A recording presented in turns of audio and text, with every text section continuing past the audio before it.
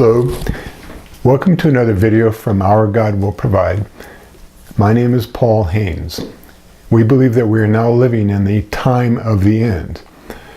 We believe that God has not left us in darkness as to the events that are about to happen. Through God's Word and the study of the books of Daniel and Revelation, we will lead you through some sobering studies which will enlighten, enable, and equip you for the events soon to pass. Please share these timely messages with those whom you love.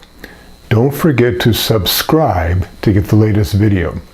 If you have any questions or comments, please send us an email.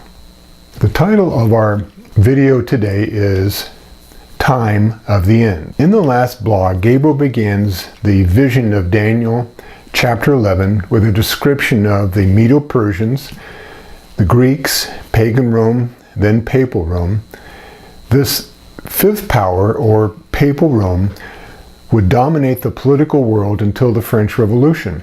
When Gabriel told us about the little general and how the earth would tremble with the cannons of Napoleon, I realized that the vision was beginning to focus on last day events. Let's see what happens next, because we are getting closer to the time of the end. In order to understand this chapter 11, we have to understand that God has put it in the context of the seven kingdoms that are found in Revelation 17. In that chapter, Jesus tells us that the seven major kingdoms represented must be identified. You look on verse 10 and you'll find a reference to this. He tells us that 5 have fallen, 1 is, and 1 is to come. We found the 7 kingdoms by searching Daniel 7 and Revelation 12 and 13. They are listed in the graph below. Each of these 7 kingdoms has a political and religious influence in the history of the world. We recognize that their rise and fall are part of the plan of Satan to control and dominate the world. Their footprints help us to see the past, the present, and the future of his dominion. As you can see by the graph, it's titled The 7 Kingdoms of Daniel 7 and Revelation 12 and 13. The way it was separated was from Daniel chapter 7, we found the lion, the bear, the leopard with the 4 wings, the dreadful beast, and the little horn. And the way we found this is these are the 7 beasts that are introduced in Daniel 7, but we understand them symbolically representing Babylon, Medo-Persia, Greece, pagan Rome, and papal Rome. What's interesting is when you go to Revelation 12, you'll find that pagan Rome was the one that was the red dragon ready to pounce on Jesus Christ. That was the kingdom that was in power. So we can call it the red dragon, but we find that when we look at Daniel 7, it's also called the dreadful beast. In Revelation 13, the first beast that pops up is the composite beast, and you know what he's made up of. But we believe that that's papal Rome. Well, what's interesting from Daniel 7, the little horn, we believe is papal Rome. So here you have the Old Testament, the New Testament referring to the same kingdom. Number 6 is the beast that has the 2 horns, and then number 7 is the image of the beast. When we took the 5 and we took the 4, we put them together, and when you add them up, it's 1, 2, 3, 4, 5, 6, 7. So in that video that's called Higher Math, 5 plus 4 equals 7, that's what this is all about. What it's telling us is that from the time that Daniel first began with Babylon, all the way to the end of time, when Jesus comes the second time, that these are the 7 beasts that show up that represent Satan's kingdom. These are the ones that he's pushing. Well, so what? Well, Daniel 7 was given to us to tell us about 5 of them. Revelation 12 and 13 were given to us so that we could see 4 of them. All we're doing is putting them together and say there's 7 kingdoms. And the reason why we're doing that is that this is how we're going to understand Revelation 11. If you start with Medo-Persia, which is where God begins, or Gabriel begins with Daniel, and it goes all the way to the image of the beast. You have to go through every beast in order to understand it, to put it together. Well, how does this fit with modern time? What is it that God is trying to tell us? That's the exciting thing about getting this list. We will find that it will be a key to help us open and understand Daniel 11. In the last video, we talked about now what? This chapter 11 is probably the most important vision that Daniel was given. In chapter 10 of Daniel, he's set up, he's introduced, he's changed. He's been given a special gift. Not only was he touched by an angel, but Jesus came along and touched his mouth. The same thing that happened to Isaiah in chapter 6. Before Isaiah was to go forth and to tell the people of God, he had to be made ready. He had to be made holy, if you will, that the words that would come out of his mouth would be those from God. He was touched by a coal, by an angel. In Daniel 10, this is what happened to Daniel. He was in a vision, and he fell because he was before God. He had no strength. You remember the story. But as you go through it, you find out he stands up. And Jesus says, this is an important message. And then he falls down again. And then Jesus comes along and touches his lips that he might be prepared. He's telling us that we need to have the same power of God, that we might give the message of God to those around us. Okay, so at the time of this vision, Babylon, the first kingdom of the 7 kings, had passed. Daniel begins this chapter with the 2nd kingdom of Medo-Persia, then the 3rd kingdom of Greece, the 4th kingdom of pagan Rome, and the 5th kingdom of papal Rome. That means we have just dealt with the 5 are fallen from Revelation 17:10. Let's continue reading Daniel 11 and find the one is in Revelation 17:10 in the next few verses. Where we're starting from is Daniel 11:20. Then shall stand up in his estate a raiser of taxes in the glory of the kingdom, but within few days he shall be destroyed, neither in anger nor in battle.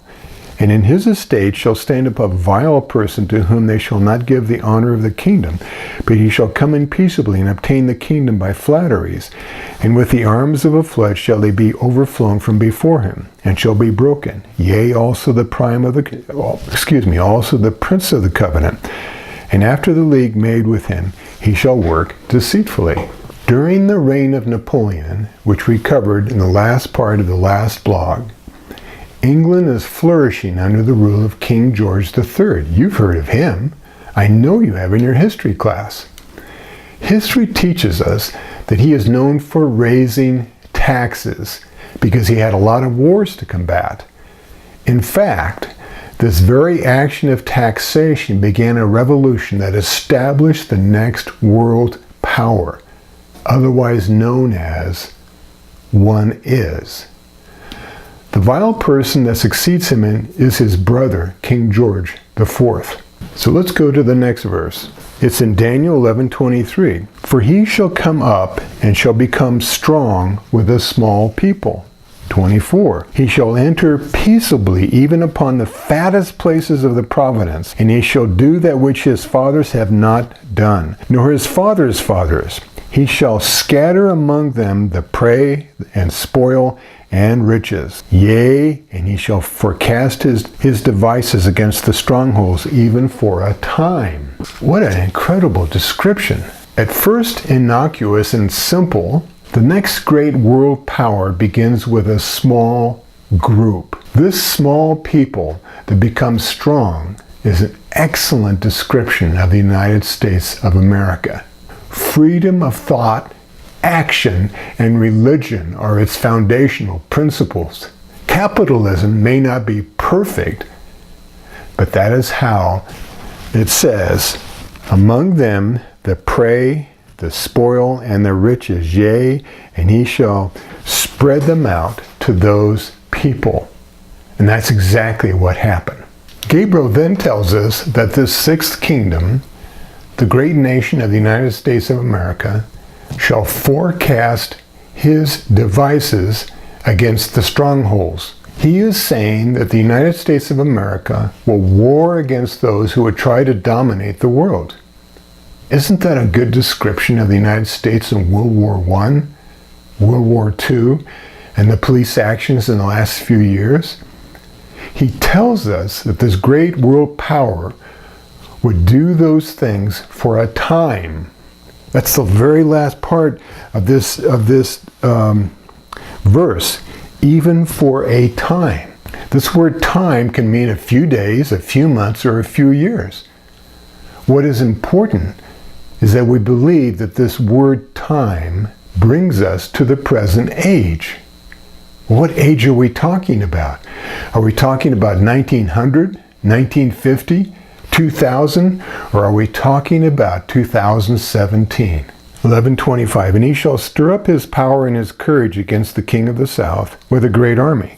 And the king of the south shall be stirred up to battle with a very great and mighty army. But he shall not stand, for they shall forecast devices against him. Yea, they that feed of the portion of his meat shall destroy him, and his army shall overflow, and many shall fall down slain. What's that about? We believe that this is describing the armies of the United States. These armies will confront an army from the south. Gabriel tells us that some of the leaders on the side of the south will do treasonable actions that will help lead to the defeat of the king of the south. We believe that these few verses are describing Saddam and Iraq. Now it's time for the last verse of this particular video. And it says, Daniel 11:27, and both these kings' hearts shall be to do mischief, and they shall speak lies at one table, but it shall not prosper. For yet the end shall be at the time appointed. What is really interesting is if you noticed that right at the time appointed, Moed Kez, the time of the end. And that's our title, isn't it? The United States and the King of the South will enter into negotiations for a lasting peace, but they will lie to each other until the appointed time of the end, the Moed Kez. We believe that we have seen and heard these events in the news over the last few years. Moed Kez is about to happen. We need to define these words. Moed is defined as an appointed time, and it is also related to place. So it's not only a time, but it's where you're going to have it and who you're going to have it with. What is most important is that Moed represented and represents God's appointed times when he would meet with his people or his family at the sanctuary in Jerusalem. Leviticus 23 tells us about two important Moeds. One is the Passover festival, the Jewish first month of each year, from Leviticus 23:15. And the other is the Day of Atonement. It's the seventh month of each year, from Leviticus 23:27. Passover was the day that he redeemed them from the bondage in Egypt. You know the story. The children of Israel are caught up in Egypt. Moses comes along, the plagues happen, and they're finally released. That's Passover. But it also represents how he has redeemed us from the bondage of sin when he died on the cross, as a double meaning.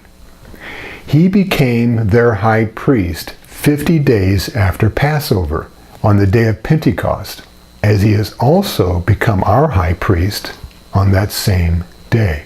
On the Day of Atonement, in the seventh month of each Jewish year, he showed them the closing scenes of the battle between righteousness and sin.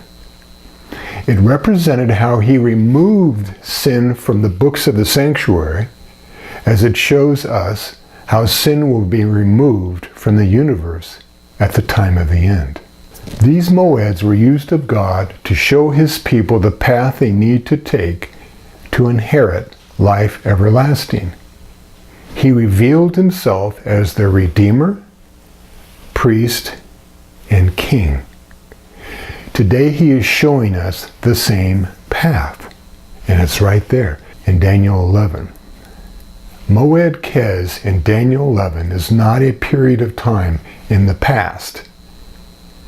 Gabriel is showing us the future. It is about to happen in our time. Moed from Daniel 11:27, we've just read, is a very important key to Daniel 11. It is showing us the appointed time of the end. Let's continue our information quest next time.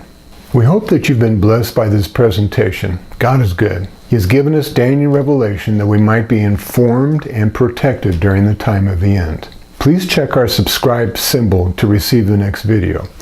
It's in the upper right-hand corner of your screen. Until the next time, may the Lord bless you and keep you.